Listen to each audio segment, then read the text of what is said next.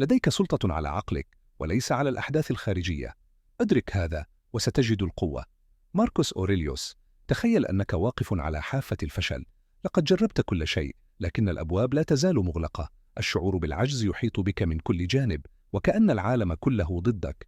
في تلك اللحظة يبدو أن المستحيل حاجز لا يمكن تجاوزه، وكأنك محاصر في دائرة لا نهاية لها من المحاولات الفاشلة. لكن ماذا لو كان هذا الحاجز ليس خارجياً بل داخل عقلك؟ الفلاسفة الرواقيون آمنوا بأن التحديات ليست سوى فرص متخفية، وأن ما يبدو مستحيلاً هو مجرد وهم صنعناه بأنفسنا. التاريخ مليء بالقصص عن محاربين وأباطرة ومفكرين وقفوا أمام المستحيل، لكنهم لم ينظروا إليه كعائق بل كفرصة للنمو والتحول. الكلمات التي نستخدمها والطريقة التي نفكر بها يمكنها إما أن تحبسنا في سجن العجز أو تحررنا نحو إمكانيات لا حدود لها. اليوم سنكشف عن 9 كلمات قوية، كلمات غيرت مجرى التاريخ وألهمت العظماء ليحولوا الصعوبات إلى نجاحات. هذه الكلمات ليست مجرد عبارات، بل مفاتيح تفتح الأبواب المغلقة وترشدك إلى طريق القوة والتحكم الذاتي. لنبدأ. 1. القبول. المصير يقود الراغبين ويسحب المترددين. سينيكا: الخطوة الأولى نحو التحول الحقيقي تبدأ بالقبول. في كثير من الأحيان نقاوم الواقع كما لو أن إنكاره سيغيره، لكن الحقيقة هي أن رفضنا لما هو موجود لا يؤدي إلا إلى المزيد من المعاناة. كلما زاد تمسكنا بما كان يجب أن يكون، زاد إحساسنا بالإحباط والعجز. القبول لا يعني الاستسلام، بل هو الاعتراف بأن بعض الأمور خارجة عن سيطرتنا، وأن الطاقة التي نهدرها في المقاومة يمكن أن تستثمر في التكيف والتطور. تخيل أنك تسير في طريق ووجدت صخرة ضخمة تعترض طريقك. يمكنك الوقوف أمامها غاضبا، متذمرا من وجودها، متسائلا لماذا لم يكن الطريق سلسا كما كنت تتمنى. أو يمكنك تقبل وجودها، التفكير في كيفية تجاوزها، أو حتى تسلقها واستخدامها كنقطة رؤية أعلى. الرواقيون فهموا هذه الحقيقة بعمق. الحياة مليئة بالعوائق، لكن العائق ليس هو المشكلة، بل موقفنا تجاهه. عندما نقبل الواقع كما هو، نصبح أحراراً. لا يعود الماضي يثقل كاهلنا، ولا يصبح المستقبل مصدراً دائماً للقلق. نبدأ في رؤية الأشياء كما هي، لا كما كنا نريدها أن تكون. هذا لا يعني أن نكون سلبيين أو مستسلمين، بل يعني أن نوجه تركيزنا إلى ما يمكن تغييره بدلاً من القتال ضد ما لا يمكن تغييره. سينيكا كان يؤمن بأن الإنسان أمام خيارين: إما أن يسير مع التيار بوعي وحكمة، أو أن يجرب القوة وهو يقاوم. عندما نقبل أن بعض الأحداث خارجة عن إرادتنا، نتحرر من قيود القلق والخوف. نبدأ في استثمار طاقتنا فيما يمكننا تحسينه: أفكارنا، ردود أفعالنا، وأفعالنا. في حياتنا اليومية، القبول يمكن أن يكون القوة التي تمنحنا السلام الداخلي. عندما تفقد فرصة وظيفية، بدلاً من أن تغرق في الأسى، يمكنك أن ترى ذلك كفرصة لمجال أفضل يناسبك أكثر. عندما تتعرض للخيانة من شخص وثقت به، يمكنك أن تعتبرها درساً يعلمك من يستحق وجوده في حياتك.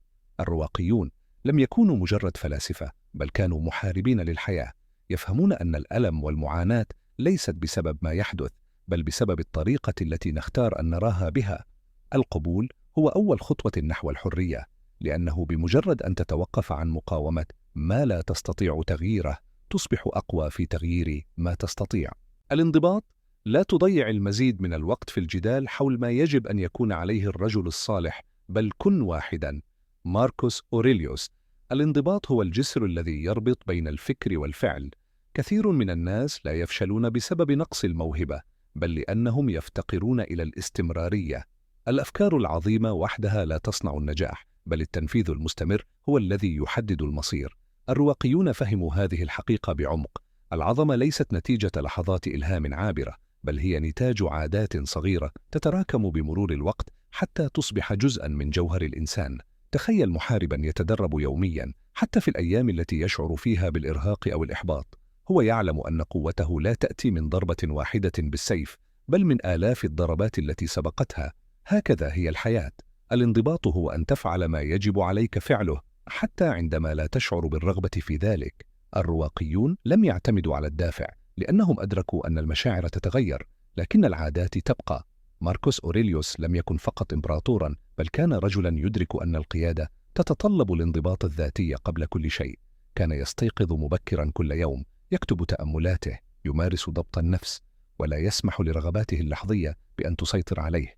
لم يكن يسأل نفسه: هل أشعر بالرغبة في العمل اليوم؟ بل كان يقول: هذا هو دوري في الحياة، وسأقوم به بأفضل ما أستطيع. في عالمنا اليوم من السهل الوقوع في فخ التأجيل والمماطلة. ننتظر اللحظة المناسبة، نبحث عن الحافز، لكن الحافز ليس دائما موجودا. الرواقيون علمونا أن العظمة ليست في الانتظار بل في الفعل.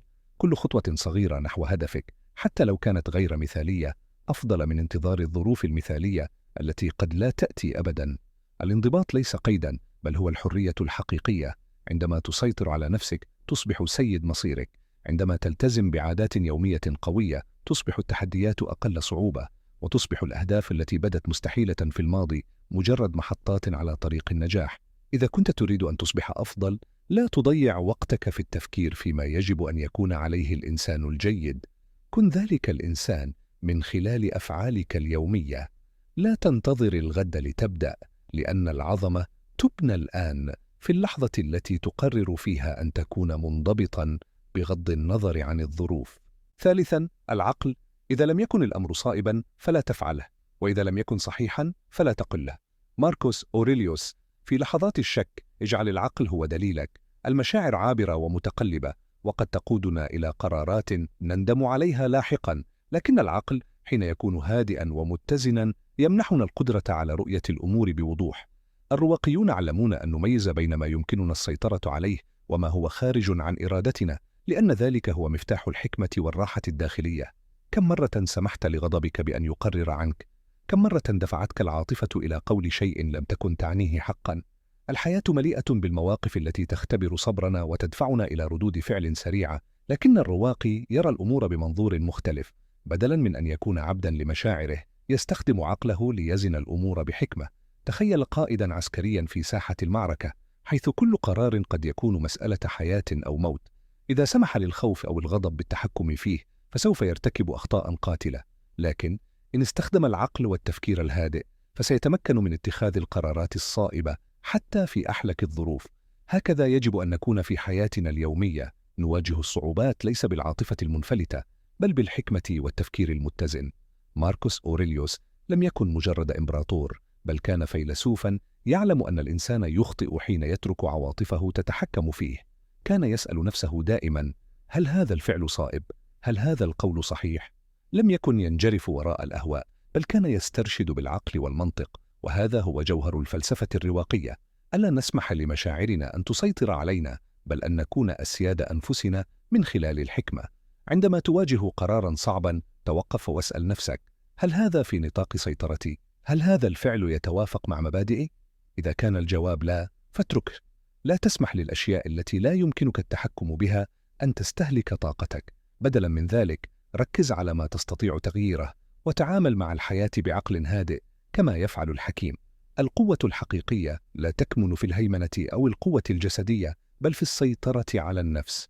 حين تجعل العقل هو القائد تصبح أكثر اتزاناً وأكثر قدرة على اتخاذ قرارات صحيحة. فليكن شعارك في الحياة كما قال ماركوس أوريليوس: إذا لم يكن الأمر صائباً فلا تفعله، وإذا لم يكن صحيحاً فلا تقله. الرابع، الصلابة. العائق أمام الفعل يدفع إلى الفعل، ما يقف في الطريق يصبح هو الطريق. ماركوس أوريليوس. الحياة ليست طريقاً مستقيماً بلا عقبات، بل هي مليئة بالتحديات والشدائد والعراقيل التي تختبر صلابة الإنسان. لكن الرواقيين لم ينظروا إلى العقبات كعوائق، بل كفرص للنمو. كانوا يؤمنون بأن ما يقف في طريقك هو نفسه الطريق. فبدلاً من أن تكون العقبات نهاية المسار، يمكن أن تكون بداية جديدة تقودك إلى وجهة لم تكن تتخيلها من قبل. تخيل شخصاً فقد وظيفته فجأة، قد يشعر بالإحباط، بالغضب، بالخوف، لكن الرواقي لن يغرق في مشاعره، بل سيسأل نفسه: كيف يمكنني أن أجعل هذه المحنة تخدمني؟ ربما تكون هذه فرصة لإعادة اكتشاف شغفه، لتعلم مهارة جديدة، أو للعثور على مسار أفضل لم يكن ليفكر فيه لولا هذه الأزمة. ماركوس أوريليوس لم يكن غريباً عن الشدائد. كإمبراطور واجه الأوبئة والحروب والخيانة، ومع ذلك بدلاً من أن يستسلم لليأس نظر إلى كل تحد على أنه درس. كان يعلم أن المصاعب ليست أعداء، بل معلمون خفيون. عندما تواجه عائقاً لديك خياران: إما أن تسمح له بأن يحطمك أو أن تستخدمه كحجر أساس تبني عليه قوتك. الصلابة لا تعني غياب الألم، بل تعني القدرة على الاستمرار رغم الألم، تعني أن تنهض بعد كل سقوط، أن تبتسم في وجه المحن، وأن ترى الفشل ليس كنهاية بل كخطوة نحو النجاح. الرواقيون لم يبحثوا عن حياة سهلة، بل سعوا ليكونوا أقوياء بما يكفي لمواجهة أي شيء تأتي به الحياة. عندما تجد نفسك أمام تحد يبدو مستحيلا، تذكر كلمات ماركوس أوريليوس: ما يقف في الطريق يصبح هو الطريق. لا تهرب من الصعوبات، بل واجهها. حول العقبات إلى فرص، والألم إلى قوة، واليأس إلى أمل. ففي النهاية ليست الحياة بغياب التحديات، بل في قدرتنا على تجاوزها. الخامس، التحكم. نحن نعاني أكثر في خيالنا مما نعانيه في الواقع. سينيكا: كم مرة وجدت نفسك غارقا في القلق بشأن شيء لم يحدث بعد؟ ربما خفت من الفشل قبل أن تحاول، أو تخيلت أسوأ السيناريوهات التي لم تحدث أبدا. العقل البشري يميل إلى تضخيم المخاوف، وكثيرا ما نحمل هموما ثقيلة ليست إلا أوهاما من صنع أفكارنا. هذا هو السبب الذي جعل الرواقيين يؤكدون على أهمية التركيز على ما يمكننا التحكم فيه، والتخلي عن القلق بشأن ما هو خارج إرادتنا. تصور بحارا وسط عاصفة في البحر، لا يمكنه التحكم في الرياح أو الأمواج، لكنه يستطيع ضبط شراعه وتوجيه سفينته بأفضل طريقة ممكنة.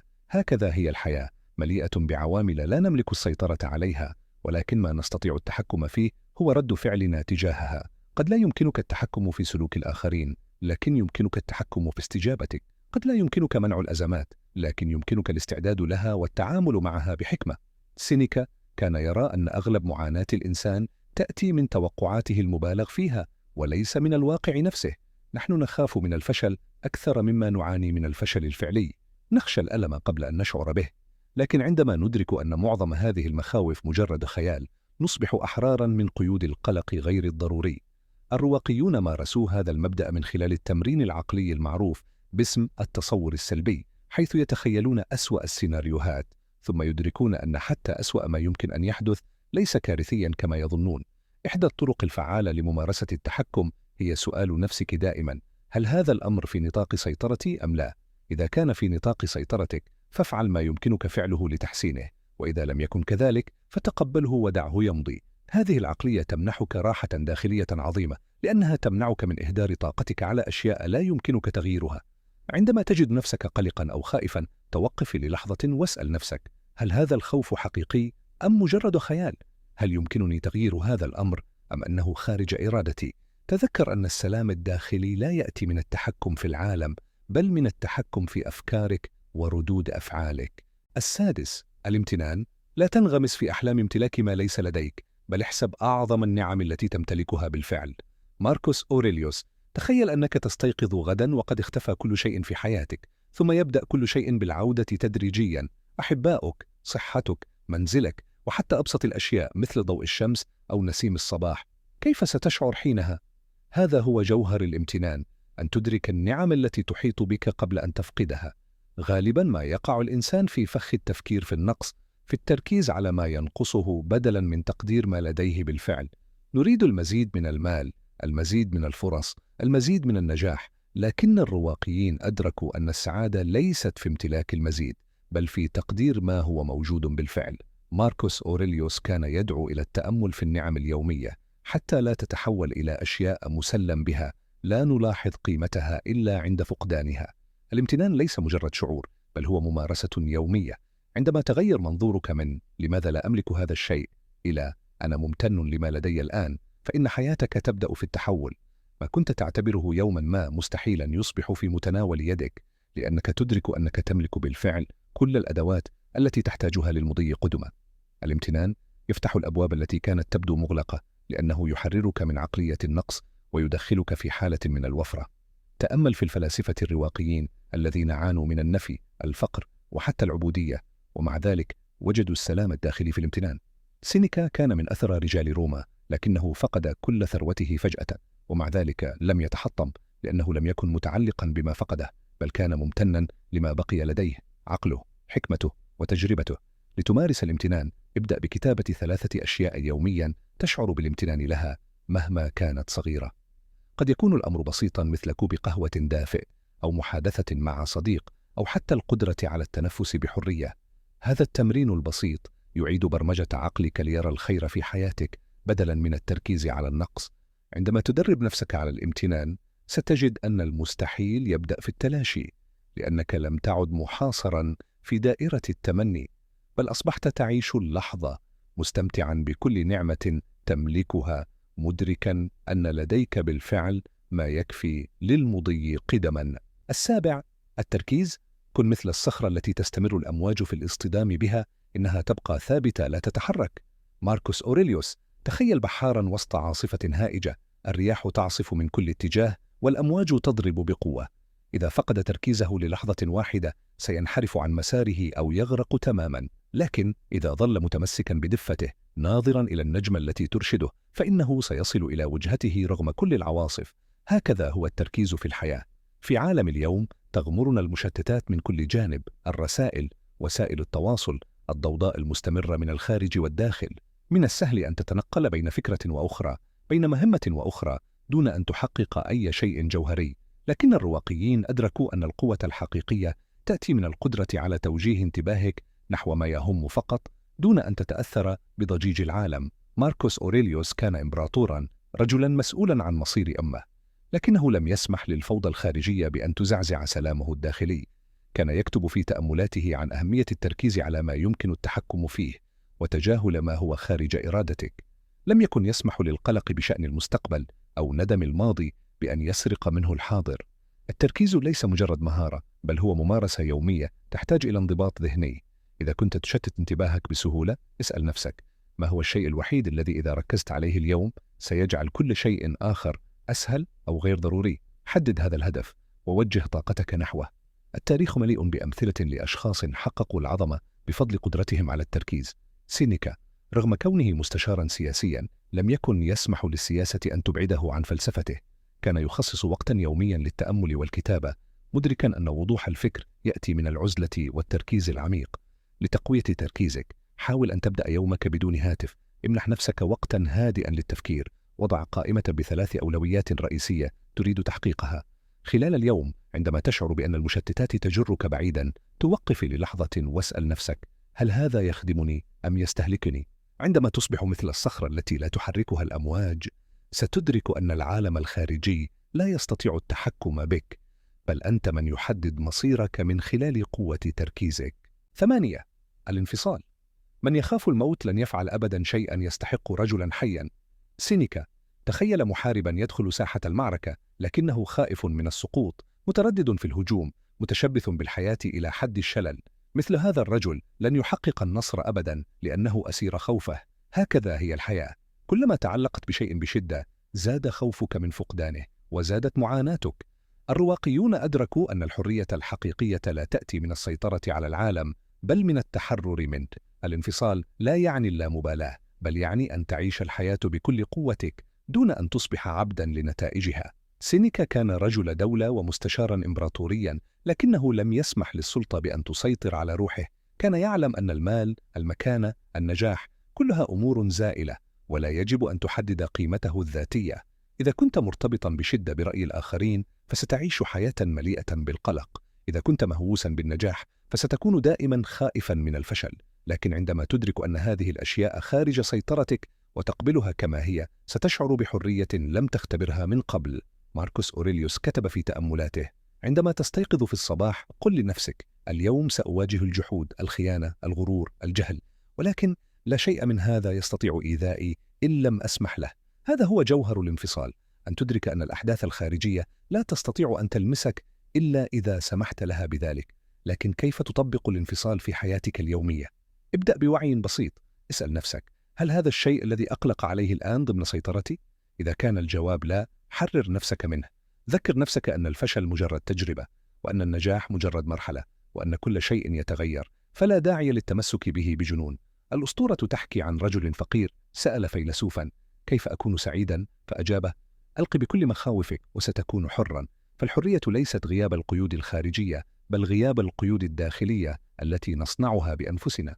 عندما تنفصل عن الخوف، عن التوقعات، عن الحاجة المستمرة للتحكم، ستجد القوة الحقيقية، القوة التي لا تأتي من العالم الخارجي، بل من نفسك. 9 الفعل. أولاً، قل لنفسك ما الذي تريد أن تكون، ثم افعل ما يجب عليك فعله. إبيكتيتوس تخيل رجلاً يجلس أمام نار مشتعلة في ليلة باردة، يشكو من البرد لكنه لا يقترب لتدفئة نفسه. هذا هو حال من يملكون المعرفة دون أن يطبقوها. الرواقيون لم يكونوا فلاسفة يجلسون في أبراج عاجية، بل رجالاً عاشوا حكمتهم بكل أفعالهم. بالنسبة لهم لم يكن التفكير وحده كافياً، كان الفعل هو ما يصنع الفرق بين الحياة العادية والحياة العظيمة. إبيكتيتوس الذي بدأ حياته عبداً لم يصبح معلماً عظيماً بمجرد تأمله في الحرية، بل لأنه اتخذ الخطوات الضرورية ليعيشها. لم يكن ينتظر الظروف المثالية أو إذناً من العالم، بل فهم أن الحياة تتشكل من خلال الأفعال وليس الأمنيات. التردد هو أكبر عدو للإنجاز. كم مرة وجدت نفسك تفكر في فعل شيء لكنك أجلته؟ ربما أردت تعلم مهارة جديدة، بدء مشروع، تغيير عادة، لكنك انتظرت الوقت المناسب. الحقيقة التي أدركها الرواقيون هي أن الوقت المناسب لن يأتي أبداً. اللحظة الوحيدة التي تملكها هي الآن. ماركوس أوريليوس كتب: توقف عن الحديث عن كيف يجب أن يكون الرجل الصالح، كن واحداً. الرواقيون لم يكونوا خطباء كلمات، بل رجال أفعال. عندما كان ماركوس إمبراطوراً لم يكتف بإلقاء الخطب حول الفضيلة، بل عاشها حتى في أحلك الظروف. إذن كيف تطبق هذه الفكرة في حياتك؟ ابدأ بأبسط شيء. اسأل نفسك: ما هو الشيء الذي تعلم أنه صحيح لكنك لم تتحرك نحوه بعد؟ ما هو القرار الذي تتجنبه؟ أي خطوة صغيرة يمكنك اتخاذها اليوم وليس غدا؟ الأفعال الصغيرة تخلق تغييرا عظيما. خطوة واحدة في الاتجاه الصحيح أقوى من 1000 فكرة عن النجاح. ليس عليك أن تكون مثاليا، لكن عليك أن تبدأ. الرواقيون لم يكونوا ينتظرون الظروف المثالية، كانوا يصنعونها بأفعالهم. هناك قول رواقي آخر: لا يمكنك عبور النهر بمجرد النظر إليه. إذا كنت تريد أن تغير حياتك، لا يكفي أن تفكر، أن تخطط، أن تحلم. عليك أن تتحرك اليوم، الآن، في هذه اللحظة. التحدي الرواقي، هذه الكلمات ال9 ليست مجرد مفاهيم نظرية، بل هي أدوات قادرة على إعادة تشكيل حياتك، لكنها لن تفعل شيئا ما لم تستخدمها. الفلسفة الرواقية ليست للقراءة فقط، بل للتطبيق. الحكمة الحقيقية لا تكمن في معرفة ما هو صحيح فحسب، بل في العيش وفقا له. اليوم أقدم لك تحديا: اختر كلمة واحدة من هذه القائمة والتزم بها طوال 22 ساعة القادمة. اجعلها مبدأ تسترشد به في أفعالك، قراراتك، وحتى في أفكارك. هل ستختار القبول لتتوقف عن مقاومة ما لا يمكنك تغييره؟ أم ستختار الانضباط لتبدأ أخيرا ما كنت تؤجله؟ ربما تحتاج إلى التركيز وسط ضوضاء الحياة، أو الانفصال عن مخاوفك. القرار لك، لكن الأهم هو أن تبدأ. اكتب في التعليقات أي كلمة أثرت فيك أكثر، وأيها ستطبق اليوم. تذكر، أفضل طريقة للتنبؤ بالمستقبل هي أن تصنعه اليوم. إذا وجدت قيمة في هذه الرحلة الفلسفية، لا تنسى الاشتراك والانضمام إلينا في المزيد من التأملات الرواقية. حتى نلتقي مجددا، كن صامدا وابق رواقيا.